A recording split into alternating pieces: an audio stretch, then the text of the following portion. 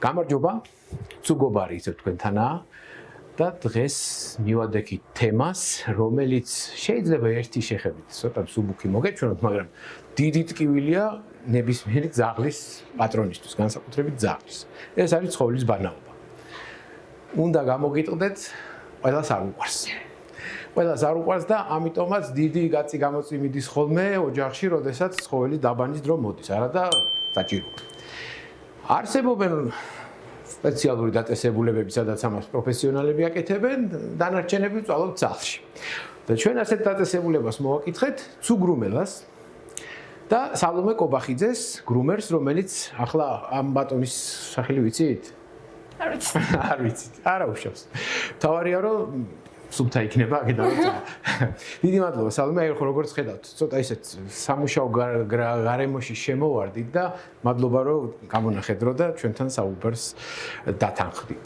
გააგრძელეთ თან შენი საქმე და თან მე ჩემს საქმესაც გავაგრძელებ და შეკითხვებს დაგისვამ.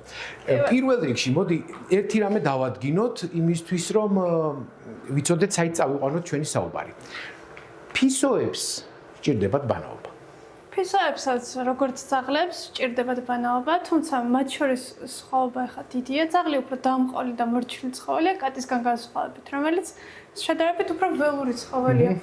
და თუ კატა თქვა და არ იძლევა შესაძლებლობას იმისას, რომ დაიბანოს, მაგ შემთხვევაში უმჯობესია, რომ თავი შევიკავოთ ბანაობისგან, რადგან შეიძლება დამთავრდეს ბანაობის პროცესი ზიანის მიყენებით, როგორც მე პატრონის მიმართ, ასევე შეიძლება თვითონ კატასაც მაგრამ იმ შემთხვევაში თუ კატას დაუშვათ არ ვაბანავებთ, ამითი კატასტროფა არ მოხდება, იმიტომ რომ კატას მაინც თავისი ჰიგიენა აქვს და თვითონ თავს უვლის, ხო? იხერხებს თავს, რომ მოიწესრიგოს თავი ძაღლისგან განსხვავებით. სან კატა როგორც წესი ხა ბინაში ყავთ ხოლმე და ბინაში ვერ ახერხებს ისე დაბინძურებას, როგორც ძაღლი, რომლითაც აუცილებელია ყოველდღიური გასაინებო დღეში ორჯერ მაინც. ამაშია საქმე.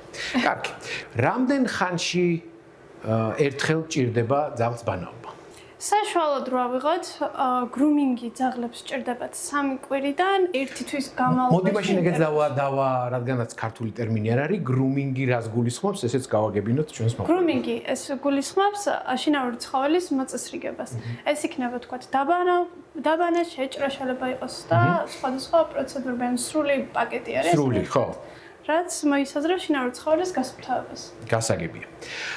კარგი, რამდენ ხანში ერთხელ ჭირდება ძაღლს ბანაობა და გრუმინგი? საშუალოდ ძაღლს სჭირდება გრუმინგი 3 კვირაში ერთხელ, ან 4 კვირაში, ან თვეში ერთხელ. დამოკიდებულია ეს ძაღლის ჯიშზე და პირდაპირ მიმართებაშია ბეწვის სიგრძესთან. რაც უფრო გრძელი აქვს ბეწვი ძაღლს, მით უფრო ხშირად ჭირდება პროფესიონალური გრუმინგი, რაც უფრო მოკლე შეიძლება თვეში ერთხელაც ჩატარდეს.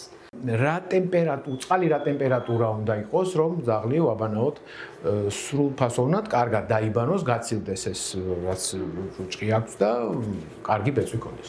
ძაღლის საშუალო ტემპერატურა არის 37 გრადუსიდან 38 გრადუსამდე და შესაბამისად ტემპერატურაც უნდა იყოს მისთვის კომფორტული წყლის, ანუ შესაბამისად ასევე ნელთბილი 37 გრადუსი. ესე იგი ძაღლის ტემპერატურა არის თვითონ ცხოველის შიდა ტემპერატურა არის 37-38, ხო?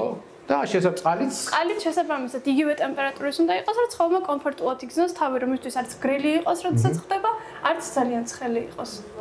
გავიგენ. ასევე ამბობენ ხოლმე, რომ აი თვითონ სარეცხ საშუალებაზე, რომ მაგალითად ადამიანის საპნით და ადამიანის შამპუნით ბანაობა ძაღლის არ შეიძლება. რატომ?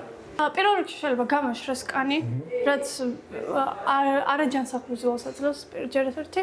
მეორე შეიძლება გაუჩნდეს ძაღლს ქერტლი და უკვე თუ ხშირი გამოყენებაზეა საქმე, შეიძლება უკვე დაიწყოს ისეთი კანის პრობლემები, როგორიც არის თქვა დერმატიტები, რაღაცა ანთება სხვადასხვა ტიპის თმის ბოლქვის და ასე შემდეგ. ძაღლის კანის მჟავიანობა, ასე რომ ვთქვათ, pH-ში არის განსხვავებული ადამიანის pH-ისგან. და შესაბამისად ძაღლის შამპუნები შექმნილია სპეციალურად კონკრეტულად ძაღლისთვის, კონკრეტულად მისი კანის ტიპის გათვალისწინებით. და ადამიანის შამპუნი, რადგანაც ადამიანზეა შექმნილი, შესაბამისად ვერ ირგება ძაღლს ზუსტად მაგ pH-ის გამო. პირველ რიგში, როდესაც ძაღლს ბანთ, უნდა შეირჩეს შამპუნი ჯიშის და ზოგადად ბეწვის მიხედვით სწორი მიმართებით. არსებობს შამპუნები, რომელიც ატენიანებს კანს, ეს ხდება იმ შემთხვევაში, როდესაც მისი კანი გამომშრალია.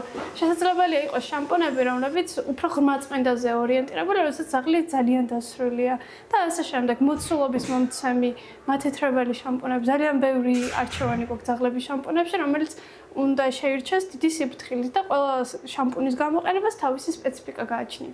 ზოგადად, როდესაც უკვე ეს პროფესიონალ კოსმეტიკასთან შეხება, ჯობია რომ პროფესიონალებს მიმართოთ. თავისთავად. ხოლო სახში გამოსაყენებლად ჩვეულებრივად ქვია ეგ ეწოდებული უნივერსალური შამპუნები, რომლებიც ჩვეულებრივად შეიძლება გამოიყენოთ სახლშიც. ან რჩევის მიხედვით, რომელი რჩევის მიხედვით სულ რომელიმე სხვა შამპუნი. მოდი ახლა მაშინ ცოტა ტაქტიკურ ნაწილსაც შევეხოთ. აი ახლა ეს მოშბატონი ძალიან მწვიანი და პროფესორივითაა, მაგრამ მაგალითად ჩემი ძაღლები არ არიან ასეთი დამჯერები და თვინიერები, როდესაც საქმე ბანაობას ეხება განსაკუთრებით და არის რამე მეთოდები, როგორც შეგვიძლია ძაღლი დავამშვიდოთ, დავიყოლიოთ, რომ უფრო მშვიდად ვაბანაოთ. სახლის პირობებში ვამბობ, თუნდაც სახლის პირობებში უნდა ჩატარდეს მოფერებით. ძაღლისთვის ეს უნდა იყოს რაღაცა ეგრეთ წოდებული რელაქსაციის მეთოდი, ანუ თვითონაც არ უნდა ისტრესებოდეს, მაგრამ როდესაც სიამოვნო წყლით ბანენ, ცოტა დაბანისას შეიძლება დაუმასაჟოთ თავის არე, სახის არე. უფრო მშვიდდება ძაღლი და განწყობა, როდესაც პატრონი უფრო მშვიდად არის, ეიფერება და დადებით ემოციებს ხედავს, თვითონ ძაღლიც უფრო დადებითად ხდება გრომინგს. შეიძლება პირველი ორი გაჭირდეს და შემდეგ უკვე ნორმალ ძაღლიც ხდება, რომ დაბანაში, საშიში არაფერი ხდება. არის ჯიშები, რომლებსაც ცოტა უფრო მეტად უყვართ თუ არა, ყოველ შემთხვევაში უფრო ნაკლებად ადარდებთ ეს ბანაობის რუტინა. წყლის მოყვარული ძაღლები, ლაბრადორები, ალბათ, ხო. და არის მაგალითად თუ შეგიძლია გითხრათ ისეთი ჯიშები, რომლებსაც კატეგორიულად არ უყვართ ბანაობა. აი ესე კატეგორიულად ბანაობასთან ძირითადად პრობლემა არ აქვს ხოლმე ძაღლებს. როგორც წესი გაშრობა უფრო არ უყვართ ხოლმე და მანდ უფრო განიცდიან დისკომფორტს. აი ესე კონკრეტულ ჯიშს ბანაობის მიმართ ვერ გამოვარჩევდი. ალბათ უფრო ისინი ვინც მიჩვეულები არ არიან დაბანას კარგი, გაშრობაზეც თქვათ მაშინ, როგორ გავაშროთ ძაღლი? აი გაშრობის მთელი ის რომ გავიარო. პირსახოცით გავამშრალებთ ალბათ თავიდან და მე რა აუცილებლად ვაშორებთ წყალს პირსახოცით მაქსიმალურად და მე ეხლა სახლის პირობებისთვის ძალიან რთულია დიდი ძაღლების გაშრობა, ამიტომ რომ გვიწევს როგორც წესი ფენით გაშრობა. გრომინგას მაგრივ ადაპტირებულად გვაქვს მოწყობილი სპეციალური ცხოველების საშრობები გვაქვს, ეგრეთ წოდებული ბლასტერები, რომლებითაც ვაშრობთ ძაღლებს, რომელსაც გააჩნია სითბო და გააჩნია ამავდროულად წნევა, რომელსაც ხდება ბეწვის ასევე გამოხშირვა, წყლის მოშორებაც და გაშრობაც ამავდროულად ბეწვის. ასეთი რამ მაინტერესებს.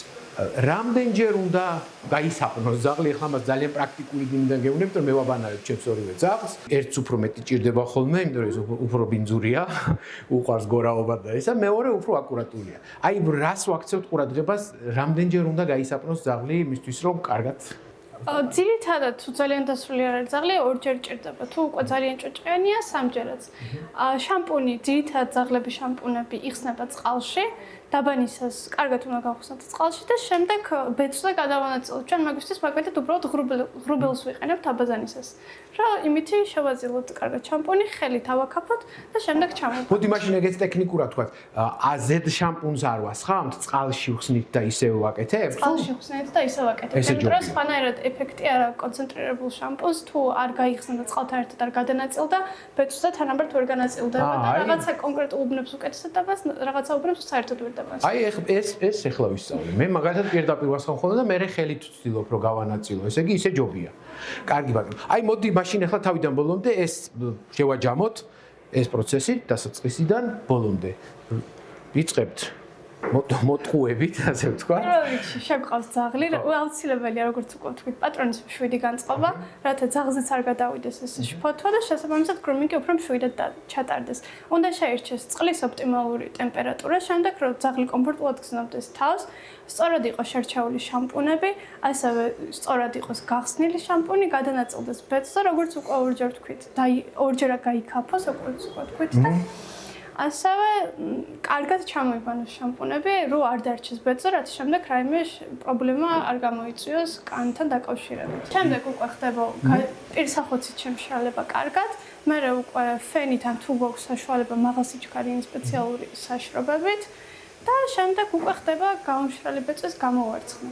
გამოვარცხნა ძალიან მნიშვნელოვანი დეტალია, იმიტომ რომ თუ ჩახვაულია ძალიან ძაღლი და ხელით მაგალითად გრძნობთ სიმაგრეებს, ჯობია დაბანამდე ცოტა დაიშალოს, თუმცა თუ ძალიან ჩახვაული არ არის, მაშინ დაბანის შემდეგ სუფთა ბეწვი უკეთესად ივარცხნება. აი ეს გადახლართული ბეწვი, ხო? ხო, გასაგებია. ხო, ესე იგი ფენით შეიძლება. მე ფენით სპეციალურად ზაღლებისთვის ვიყიდეთ, რომ მე რო არ მჭირდება კიდე ჩანს აგერ. გარეთ გასვლა მსველი სიტუაციაში ალბათ არ არის რეკომენდირებული, ხო? ახალი დაბანიდან რამდენიმე საათის განმავლობაში არ არის რეკომენდირებული, თუ სახლის პირობებში არის ფენით გამშრალებული და როდესაც ბუსტერი თვალში რომ ძაღლი იმ დონემდე არის გამშრალი, რომ უკვე პრობლემა ნამდვილად არ ექნება, მაგისგან გრუმიგინე გასვლას ძაღლი თუ იძლევა საშუალებას, ყოველთვის ძალიან გამომშრალია ბოლომდე. სისხლის პრობლემა ნამდვილად არ არის. ძალიან დიდი მადლობა. სალომე კობახიძეს დიდი მადლობა და ცუგრუმელას ჩაიძინა. ხო. ამასობაში. დავტოვეთ ესე და ჩაეძინება და ბანაობის მერე ყველას ეძინება. ძალიან დიდი მადლობა ესეთი სწრაფი, ესე მსხარტი და ძალიან საჭირო პასუხებისთვის, როგორც გითხარით, ცუგრუმელაში ვიმყოფებით და მე მგონი დღეს ბევრი რამე ვისწავლეთ. მე ყოველ შემთხვევაში ვისწავლე იმ რაღაც შეცდომებს გამოვასწორებ და უკეთესად დავბან ჩემს ორ პირუტყვს და თუ თქვენ შეძლებთ რომ აქ მოხვიდეთ და აქ რა თქმა უნდა ბევრად უფრო ხარისხიანად მოგემსახურებიან, თუ არა და ეს რჩევები შეგიძლიათ თქვენთან შინაურ გარემოშიც გაითვალისწინოთ. თქვენ უყურებდით ცუგობარის რჩევებს, კიდევ ერთხელ შეგახსენებთ რომ ჩვენი სპონსორია კომპეტენტო და აქვე მინდა მოგიწოდოთ, გამოიწერეთ ჩვენი არხი YouTube-ზე, Facebook-ზე და TikTok-ზე და რაც მთავარია, დაწერეთ თქვენი კომენტარები. მინდა მოვისმინოთ თქვენი აზრი, რა თემები გაინტერესებთ, რომ შემდეგ ახალ სპეციალისტებთან მივიდეთ და ახალი თემები უფრო გასაგები გახდეს ჩვენთვის. აბადროებით. მადლობა და ნახვამდის. პირიქით დიდი მადლობა.